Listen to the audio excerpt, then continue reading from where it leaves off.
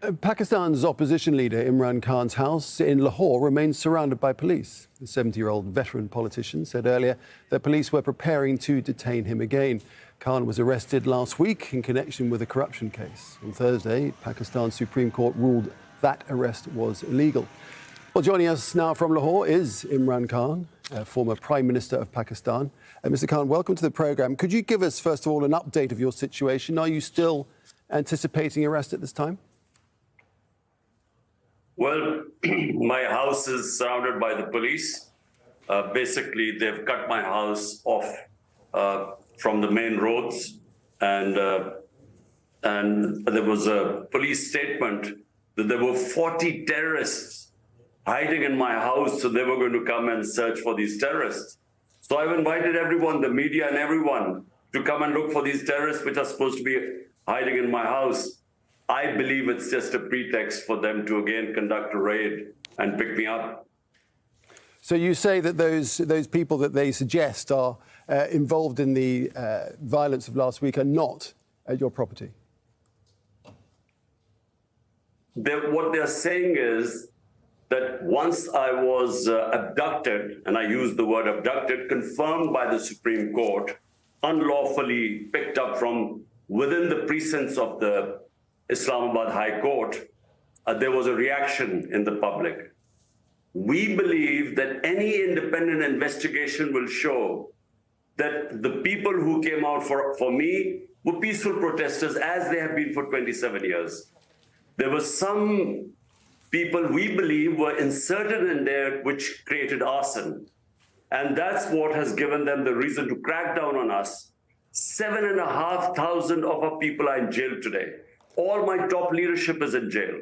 So you say that your supporters are not responsible in any way for the violence. And in fact, it was other elements who do not belong to the party or do not support you that caused the damage and violence instead. Is that what you're saying? What I'm saying, Nick, this was deliberate. And you have to know the background. The audience must know why. The reason is that the rating of my political party is 70% today. 70% compared to all the other parties, which are 13, 10% and so on. And so this is the election year. And all the parties plus the establishment wants me to be removed from the electoral field. And to do that, there have been 150 cases already on me. They've been trying to put me in prison before. Yeah, I understand what you're saying. I understand what you're saying, but I just want to get to the bottom of this, the fact that, you know, hundreds of police officers were injured and officials were seriously injured, and you're seriously suggesting that they were injured by their own side. No, what I'm saying is that for 27 years we have been holding protests over, like any political party does. When I was shot and I named one of the military intelligence officers one of the three suspects, why were there no burning and arson or anything? There were protests, but there were peaceful protests, but there was nothing like what happened now.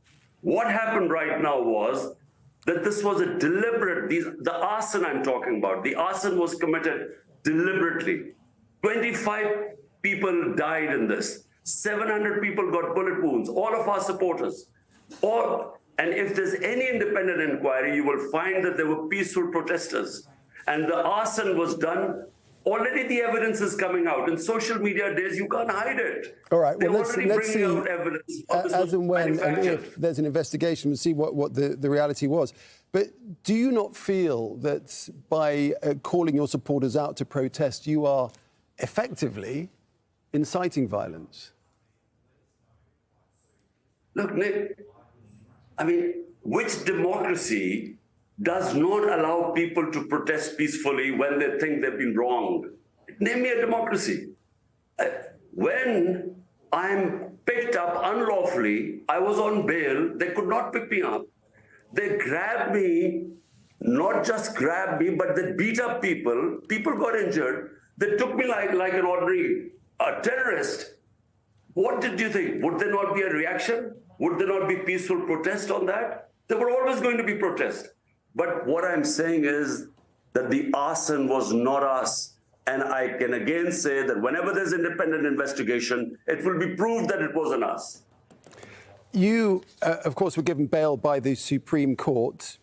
Do you not then have faith in Pakistan's judicial system? The only thing that is holding together Pakistan's democracy is our judicial system.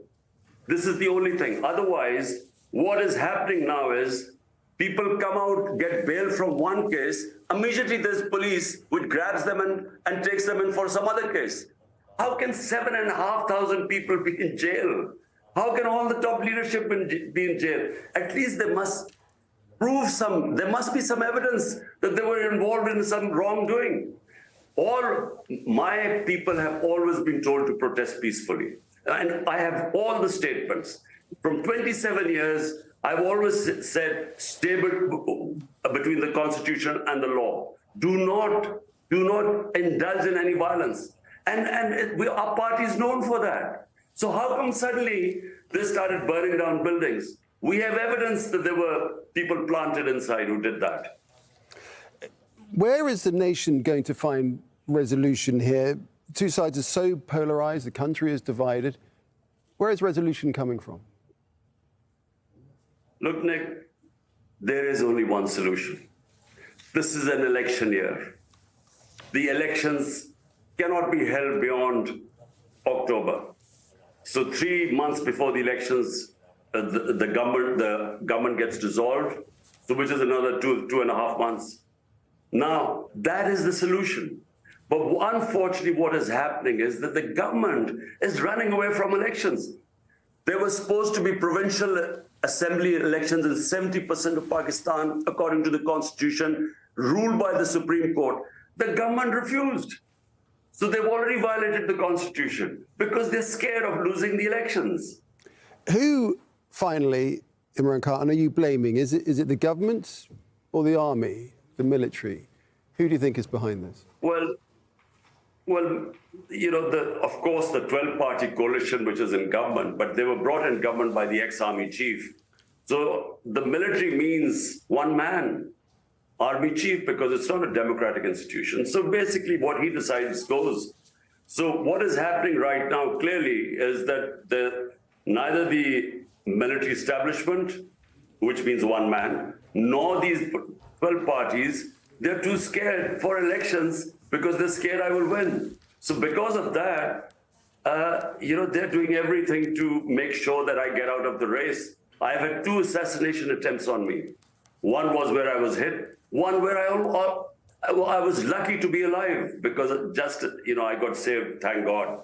So this is the issue. 150 cases on me. Someone who has not had one criminal case in the last few months has 150 cases, including 15 criminal cases in a day, 40 terrorist cases.